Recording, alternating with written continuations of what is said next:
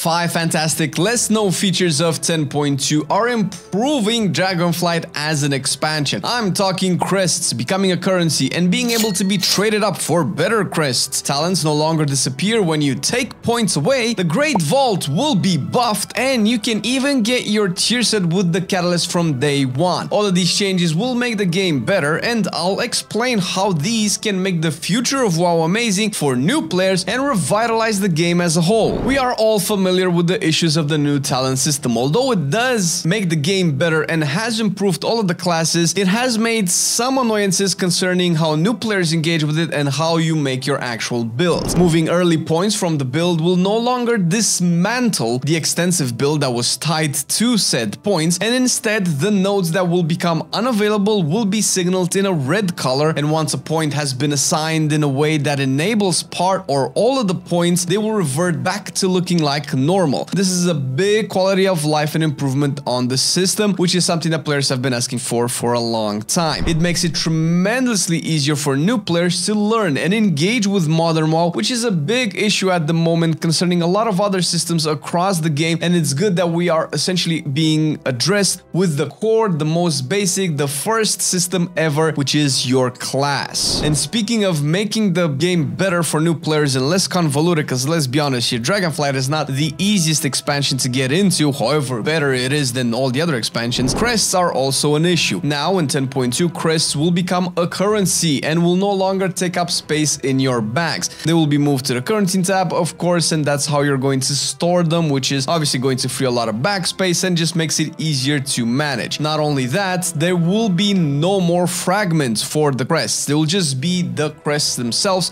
You won't loot fragments that will turn into crests. Obviously, that wouldn't even work with the currency system since there's no way to interact with the currency per se. Now, low-level crests can also be traded up to higher-level crests, which is something that definitely improves the whole crest system altogether. We already know that we can downgrade crests. Let's say you can make one aspect crest into a one worm crest and things like that, which is kind of an issue that we will mention as well. But the reverse hasn't been made possible. Making it possible this way will enable players to be able to play lower-level content and eventually get a big flux of crests like whelp crests and things like that that they can upgrade to the next level, which, you know, from whelp would be drake, from drake would be worm, and from worm would be aspect, which is really great to just make people have more relaxed time and more fun doing whatever content. Now, the way that this will be enabled is that the low-level crests can be traded up to higher-level crests once every gear slot reaches a certain eye level. Right now, we know that this is available from 400 eye level in each slot to make whelp crests upgradable to drake crests, and potentially this scales all the way to aspect crest. So you won't be able to just do it out of the box, but you will have to upgrade your gear in all of your slots and then essentially transfer to the higher level crests, because you won't need your low level crests anyway. So this is a good quality of life. Now, there's also a change to the cap, which is kind of a nerf. Now, the cap for the crests has been lowered from 10 to 9 per week. Now, this information has been data mined, and Wowhead already has an article about it. In the article, the cap says to be 90 crests per week, but I think that might be a typo since 90 crests is quite a large amount of crests, so it's probably 90 fragments, but since we don't have fragments anymore, it's very likely that it's just 9 crests per week, down from 10. This will make it a little bit slower to actually fully upgrade your whole gear, which is something that a lot of people don't particularly find very appealing, clearly, because whenever you're restricted in your progression, it's never really fun. However, we haven't yet played with the system to see exactly how it feels once we actually have hands-on experience, which is very important for things like this to actually be implemented properly, because we did have systems in the past that we've criticized before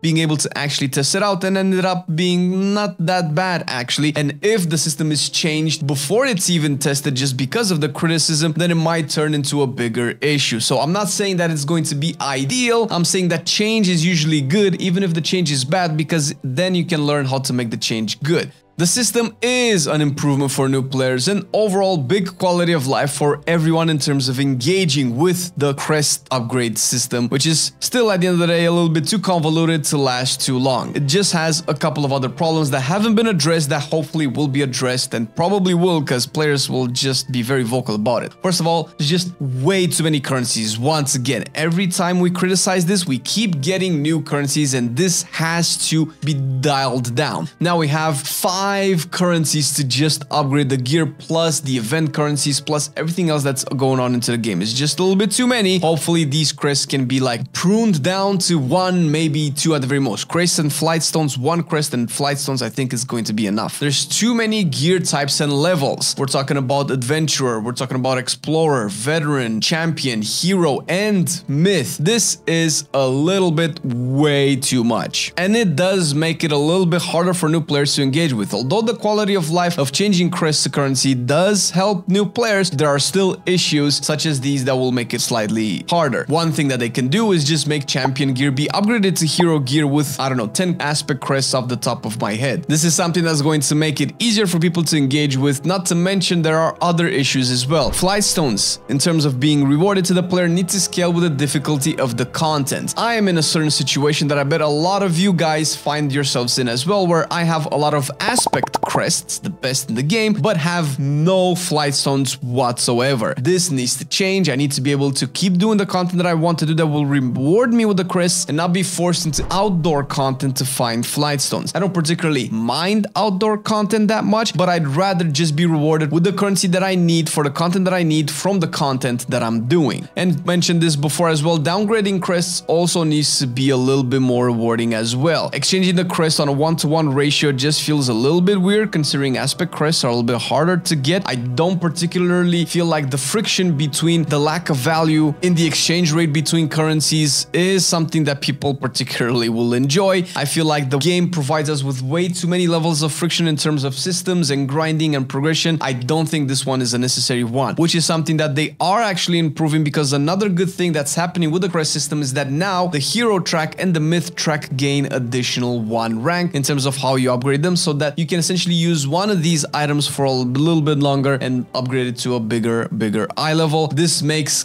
gearing up and finding different types of gear a little bit easier to upgrade, considering that the hero track will overlap with a little bit with the myth track. And this is an indication that they are indeed aware of the issues with so many things to have happened. Maybe they don't have time for 10.2 to kind of revitalize the whole upgrading game system, but this is the first step in a direction that we can essentially aspire to for a better game. The Great Vault will be improved as well, and the requirements to obtaining rewards will be lowered. First of all, the raid slots will change their required number of bosses killed from 3 for the first slot, 5 for the second, and 7 for the third, to 2, 4, and 7 respectively in the new raid, which makes it a little bit better to just get your first box, because you only have to do 2 bosses at the very least, and also kind of ties into how the raid will probably be featured in terms of its difficulty and wings, so that it kind of makes sense when you progress them and how you fill your raid vault. In terms of the dungeon slots, mythic zeros, heroic dungeons, and time walking dungeons will also contribute to the vault themselves. This will make it easier for people to fill out their vault even by doing lower level content and still be rewarded for it. Not to mention, it will also make a lot more content relevant towards the end game. This is potentially way bigger than a lot of people might give it credit for, because it represents one step closer to making rewards more homogenized across content done and less restrictive for players. This essentially means that you can do whatever content you want and still have relevant rewards from each content to be able to use for anything else that you do. If you want to do your time walking dungeons, you don't have to feel like you're wasting time to complete your Mythic Plus grind, so you can unlock the full vault, and that essentially transfers to Mythic Zeros, which is a really good source of gear, because there's more loot per dungeon in Mythic Zeros than it is in Mythic Plus, albeit at a lower eye level. A big relief for players will come in Season 3 in the new dungeon pool for Mythic Plus. In Season 3, the Mythic Plus timers for the dungeons have been extended. This essentially gives us a little bit more freedom to be able to progress to the dungeon and not feel that intensive pressure of cleaning them out in time. However, at the same time, Season 3 dungeons are also longer and arguably more tedious to farm than the current Season 2 dungeons in our pool. The timer extension does help relieve pressure from doing them in time, but this season is a good opportunity to revise another aspect of Mythic Plus dungeon. The content is boring, old, and stale. Because of that, we have received updates in Season 2 with no seasonal affixes being pushed further and the more annoying ones cut out. Those changes are amazing for Mythic Plus, but unfortunately will only be temporary, since the main issue of Mythic Plus has not been been addressed, and that band-aid fixes will only get us so far, which is what we're seeing in the timer being extended. The community has been asking for a lot of updates for Mythic Plus that we might have a video on, and this is still the first iteration on the new season, and considering how much they improved Season 2 over Season 1 in Mythic Plus, we can only assume that we might be getting even more amazing changes for the dungeons in Season 3. One of the biggest changes that has been announced is that the Catalyst will be available from week 1 of the new Dragonflight Season 3. This has been confirmed in one of the more recent interviews with the WoW dev, and essentially what they are looking to do is to make the whole system of the Catalyst feel a bit smoother but also impactful. Essentially, the Catalyst will be available week 1, but the charges gained will happen once every 2 weeks. This makes it easier for non-raiders to start their tier journey quicker while still making raiding relevant towards the completion of tier sets. Raiders will get it faster and non-raiders will just not be as punished anymore. It's a potentially big quality of life improvement with more iterations in the future. It's still a sign that the system will continue to evolve, potentially to a point where people can get their tier sets from dungeons as well, maybe exclusively. Because the tier sets in 10.2 are actually amazing, and we go over all of the tier sets, all of the bonuses for each spec in the game in this video. Check them out and plan out your main and your alt for the next season.